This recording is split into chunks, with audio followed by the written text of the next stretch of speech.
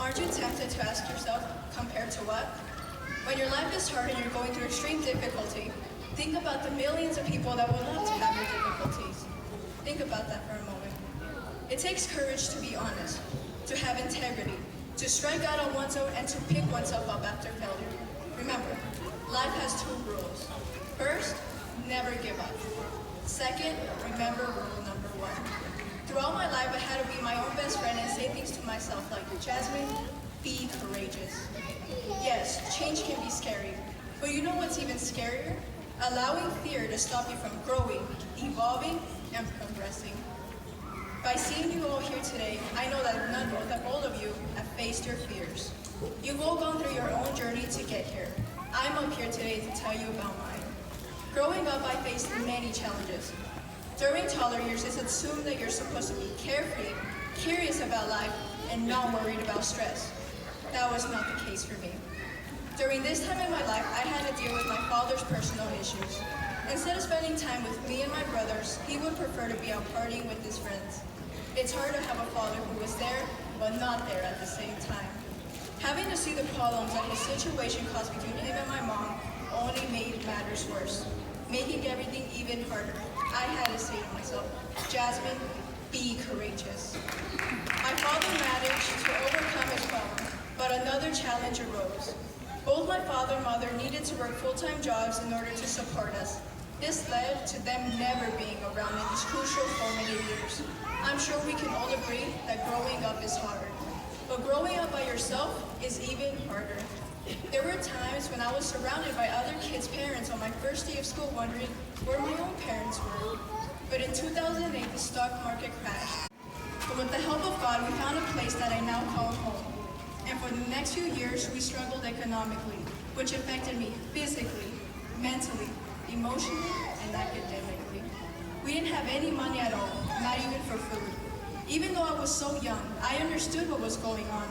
I would wash dishes, iron my family's clothes, clean the house, or do anything I knew would leave my parents at ease. But nothing helped. Sounds funny, but I loved going to school. It seemed like my escape from reality. With so much going on, I never bothered doing any work, which held me behind while I saw all my classmates move forward. Not doing any schoolwork and not always having the best behavior held me back even further. If this wasn't tough enough, I soon reached another trial.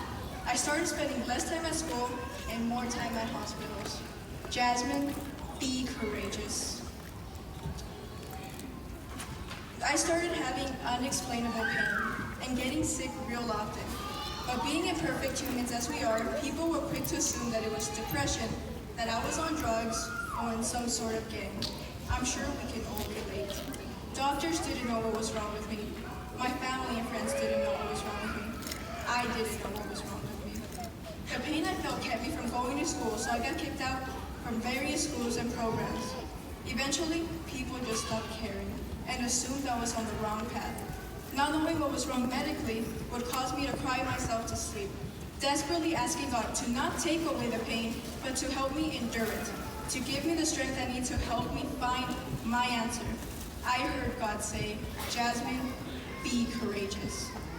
2 years ago, I was diagnosed with various health conditions and one more defining condition, which helped everything to start making more sense. It was like all the puzzle pieces were coming together to make a clearer picture. Everybody who thought I was on drugs and such things apologized for assuming instead of asking and helping. I decided to live off my circumstances and stay optimistic.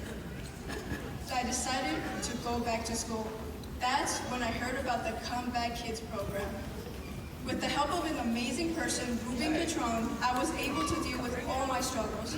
He encouraged me, and I immediately decided to attend registration for the CBK program. I was nervous, even though I've heard great things about Comeback Kids.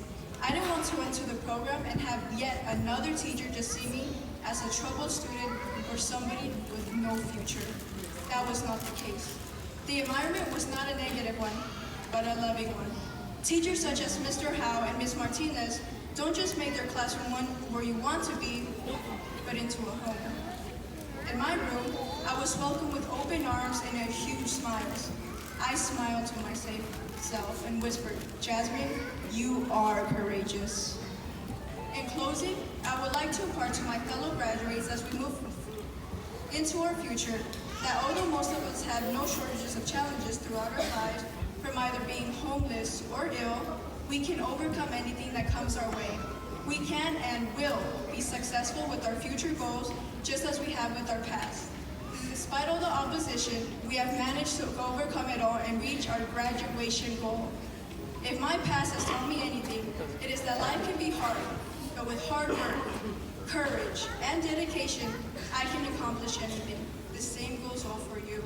So remember, success is never final. Failure is never fatal. It's courage that counts, and you all are courageous. Thank you.